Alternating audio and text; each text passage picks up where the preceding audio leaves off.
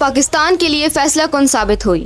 11 سے 12 اکتوبر کی درمیانی شب ہماری سیکیورٹی فورسز نے سرحد کے پار موجود خطرناک ٹھکانے کو ختم کر دیے۔ اس کارروائی نے ایک واضح پیغام بھیجا، وہ جو ہمارے اندرونی امن کو خطرے میں ڈالتے ہیں انہیں کوئی پناہ گار بطور تحفظ نہیں ملے گی۔ یہ دستاویزی رپورٹ اسی شب سے شروع ہوتی ہے۔ رات جب ملک کا کوئی بھی شہری سکون سے سو رہا تھا، پاک فوج اور متعلقہ اداروں نے باہمی رائے اور پلاننگ کے ساتھ کارروائی کا آغاز کیا۔ اعلان کے متعلق پاکستانی افواج نے افغانستان کے سرحدی علاقے میں مبینہ طور پر دہشت گردوں کے 19 ٹھکانوں، کیمپوں اور آپریشنز مراکز کو نشانہ بنایا اور انہیں ناکارہ بنا دیا۔ یہ کارروائی ہمارے سیکیورٹی اداروں کے سمجھا بوجھ اور موجودہ معلومات کی بنیاد پر کی گئی، جس کا مقصد غیر ملکی سرزمین سے ہمارے خلاف کی جانے والی سازشوں اور حملوں کو مؤثر طور پر روکنا تھا۔ کارروائی کا طریقہ کار منظم اور مرحلہ وار تھا۔ پیشہ ورانہ طیارہ بردار دستے اور زمینی نگرانی کے نظام نے ہدف کی شناخت کی۔ کسی بھی کارروائی میں شہریوں کو نقصان نہ پہنچے، اس بات کو فوقیت دی گئی اور مانیٹرنگ جاری رہی۔ پاکستان کی سرحدی سیکیورٹی فورسز نے اپنی مصدقہ معلومات کے ذریعے نشانے درست کیے اور قابل اعتماد ذرائع سے بتایا گیا کہ ان ٹھکانوں کا استعمال کمانڈ اینڈ کنٹرول،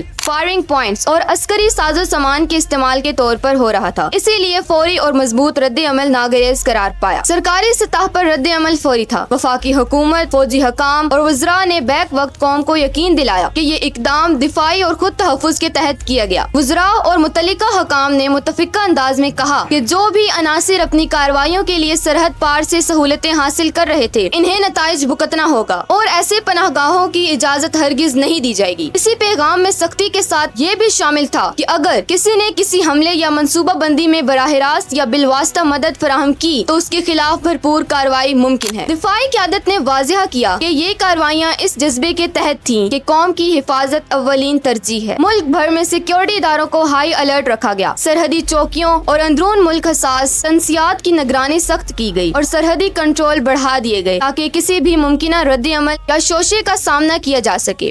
وزارت خارجہ نے بھی اپنے بین الاقوامی شراکت داروں کو مطلع کیا اور سفارتی سطح پر وضاحتیں دیں کہ پاکستان کا مقصد علاقائی استحکام ہے اور وہ دہشت گردی کے خلاف اپنا دفاعی حق استعمال کر رہا ہے۔ اس کارروائی کے فوری بعد سیکیورٹی ذرائع نے عوام کو پیغام بھیجا کہ کسی بھی قسم کی افواہوں پر کان نہ دھریں اور حکومتی اعلان اور فوجی باضابطہ بیان کو اولین مانیں۔ طبی امداد، ریلیف ٹیموں اور سرحدی انتظامیہ کو متحرک کر دیا گیا تاکہ نقل مکانی یا متاثر ہونے والے کسی بھی ممکنہ شہری کی فوری مدد کی جا سکے۔ قوانین اور روایات کے مطابق فریقین کے درمیان پیش آنے والے کسی بھی کشیدگی کو کم سے کم رکھنے کی کوشش جاری رکھی گئی۔ سیاسی حلقوں میں بھی رد عمل سامنے آیا۔ حکومت کی حمایتی حلقوں نے اس اقدام کو دفاع وطن قرار دیا اور کہا کہ ریاست کا فرائض میں سستی ناقابل قبول ہے۔ بعض حلقوں نے اس کی سیاسی معناداری اور فیصلے کی وجوہات پر سوال اٹھائے، مگر ملک کی سلامتی کے تناظر میں اکثریت نے ریاستی اقدام کو سمجھا اور اس کی حمایت کی۔ عوامی سطح پر بھی ایک ملا جلا تاثر دکھائی دیا، ایک طرف سلامتی کی توقع اور دوسری طرف حالات کے بڑھنے کے خدشات۔ دونوں جذبات نے ایک ساتھ سر اٹھایا۔ یہ بھی ضروری ہے کہ ہم اس واقعے کو وسیع تر سیاق و سباق میں دیکھیں۔ ہمارے سامنے حقیقت یہی ہے